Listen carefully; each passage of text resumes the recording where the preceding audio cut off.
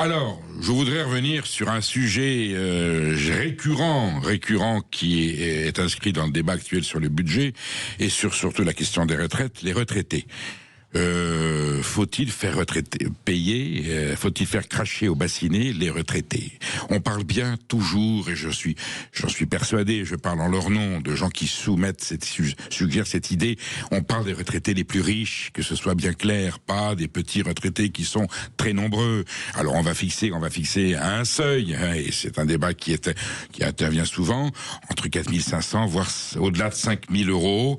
Est-ce que ces retraités-là, s'ils en sont à ce niveau de retraite, c'est qu'ils ont eu des conditions confortables, qu'ils ont cotisé moins que les autres. C'est bien, on est très respectueux des gens qui ont des petites retraites. Il n'est pas question de les mettre à contribution un seul instant, mais de ceux qui ont un peu plus d'avantages que les autres.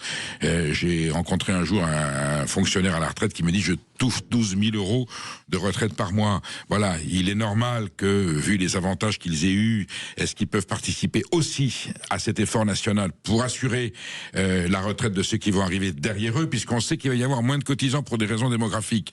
Voilà, les cotisants vont être pas assez nombreux pour financer la retraite de tout le monde. On parle aussi dans leur propre intérêt. Parce que si ces retraités aisés, au-delà de 4 500 ou 5 000 euros, ne veulent pas faire d'efforts, eh bien, à un moment donné, les caisses de retraite, les fonds publics destinés à la retraite ne seront pas suffisants pour pouvoir payer la leur. Donc, il faut décélérer un petit peu pour qu'ils puissent avoir une pérennité de la retraite. Et puis, il y a un malaise. Il y a un malaise. Aujourd'hui, on sait que les retraités épargnent. J'allais dire, c'est pas normal. À moins qu'on épargne pour aider quelqu'un de sa famille qui est en difficulté. Mais si on épargne, ça veut dire qu'on a suffisamment de quoi vivre. Il faudrait que cet argent de ces retraités très aisés l'investissent dans l'économie nationale par une forme de consommation. Il faut qu'ils le dépensent. C'est comme ça que ça fait tourner l'économie. C'est pour ça que pour les cotisants actuels, c'est ça qui permettra éventuellement de créer d'autres emplois pour qu'il y ait plus de cotisants.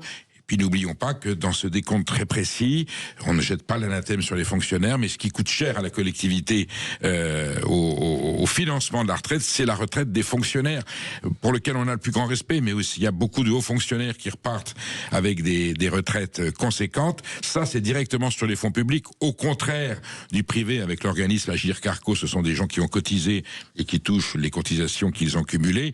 Là, les fonds de retraite, c'est les fonds directs publics de l'État, et c'est là où le bas blesse. Le pourcentage est énorme, il s'alourdit, et si on manque de cotisants, eh bien, à un moment donné, la rétribution de la retraite, le paiement des pensions des retraités du service public finira par poser un problème. Donc, faut prendre conscience de cet enjeu, le poser calmement et sereinement, et reconnaître qu'à partir d'une certaine somme, il faut reparticiper un petit peu pour assurer aux jeunes générations et à l'État la possibilité de continuer à payer doctement et sobrement les retraites que nous méritons. Il n'est pas question de demander à ceux qui ont des petites retraites j'entends des sommes de 800, 900, 1200 euros. Ces gens-là sont absolument pas concernés par ce débat, et qu'on vienne pas faire un mauvais reproche à ceux qui suggèrent cette contribution des retraités les plus riches d'amalgamer et de dire tous les retraités. Donc c'est des retraités, la phrase est simple, des retraités doivent aujourd'hui envisager de recontribuer un petit peu au financement des retraites et au financement public.